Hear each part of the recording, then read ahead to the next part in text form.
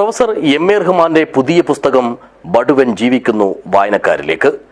എഴുത്തുകാരന്റെ വീട്ടിൽ നടന്ന ലളിതമായ ചടങ്ങിൽ വെച്ച് കണ്ണൂർ സർവകലാശാല നീലേശ്വരം ക്യാമ്പസ് മലയാള വിഭാഗം പ്രൊഫസറും നിരൂപകരുമായ ഡോക്ടർ റഫീഖ് ഇബ്രാഹിം പുസ്തകം പ്രകാശനം ചെയ്തു. This news sponsored by Forever for everyone. Shobhika Weddings, Big Mall, Kanjangad, Kozhikode, Koilandi and Kutyadi. മുൻ അധ്യാപകനും സാഹിത്യകാരനും സംവിധായകനുമായ പ്രൊഫസർ എം എ റഹ്മാൻ വായനക്കാർക്കായി സമ്മാനിക്കുന്ന ഏറ്റവും പുതിയ കഥാസമാഹാരമാണ് ബടുവൻ ജീവിക്കുന്നു.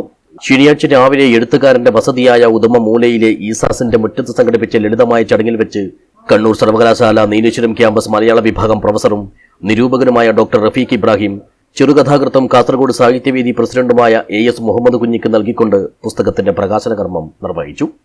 മലയാളി സാഹിത്യ ഭാവുകത്വത്തിന്റെ ഈ ഒരു പൊതു ധാരണയെ ചോദ്യം ചെയ്യുന്ന എഴുത്തുകൾ കാണാൻ പറ്റുന്ന ഏറ്റവും സുപ്രധാനമായ സ്ഥാനമായിട്ട് റഹ്മാൻ മാഷിൻ്റെ എഴുത്ത് ലോകത്തെ നമ്മൾ സ്ഥാനപ്പെടുത്തേണ്ടതുണ്ട് എന്ന് തോന്നുന്നു.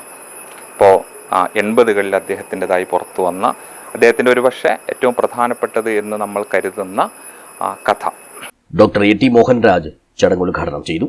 ശ്രീ റഹ്മാനെ പോലുള്ള എഴുത്തുകാർ തങ്ങളുടെ പ്രദേശത്തോട്, തങ്ങളുടെ സാമുദായികമായ അനുഭവങ്ങളോട്, തങ്ങളുടെ ദേശത്തിൻ്റെ അനുഭവങ്ങളോട് നിതാന്തമായ അല്ലെങ്കിൽ നിരന്തരമായ കമ്മിറ്റ്മെൻറ്റ് സൂക്ഷിക്കുകയും ദേശത്തിൻ്റെയും സമുദായത്തിൻ്റെയും ചുറ്റുമുള്ള മനുഷ്യരുടെയും ജീവിതങ്ങളിലെ സങ്കീർണതകൾ, അതിലെ അനുഭവങ്ങൾ, അതിൽ സംഭവിക്കുന്ന പരിണാമങ്ങളൊക്കെ തങ്ങളുടെ സാഹിത്യത്തിലേക്ക് അല്ലെങ്കിൽ എഴുത്തിലേക്ക് കൊണ്ടുവരികയും ചെയ്യുന്നു.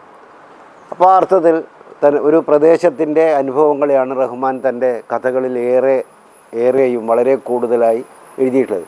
രവീന്ദ്രൻ പാടി, ബാലകൃഷ്ണൻ ചെർക്കള, ഉണ്ണികൃഷ്ണൻ അണിഞ്ഞ, രാഘവൻ വെള്ളിപ്പാടി, ലീല മോഹൻരാജ്, അഞ്ജലി മോഹൻരാജ്, എം എ റഹ്മാൻ, അബ്ദുള്ള കുഞ്ഞി ഉദുമ എന്നിവർ സംസാരിച്ചു. News bureau, Uduma.